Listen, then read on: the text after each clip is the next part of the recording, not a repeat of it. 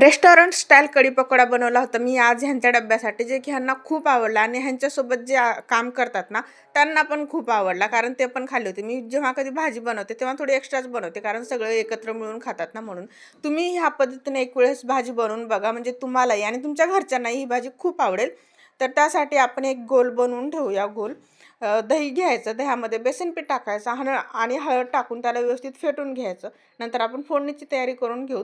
मी तेल टाकलं. आता जिरे मोहरी न टाकता मी डायरेक्टली लसूण वगैरेच टाकले होते, कारण मला जिवंत फोडणी द्यायची होती ह्याला. कारण जिवंत फोडणी दिली ना कढीला तर छान अशी तर्री येते ना, म्हणून लसूण टाकून घेतले. त्यामध्ये कांदे टाकले आणि थोडीशी कोथिंबीर वगैरे टाकून घेतली आणि त्यामध्येच मीठ टाकले, कारण कांदे लवकरच शिजतात मिठाने.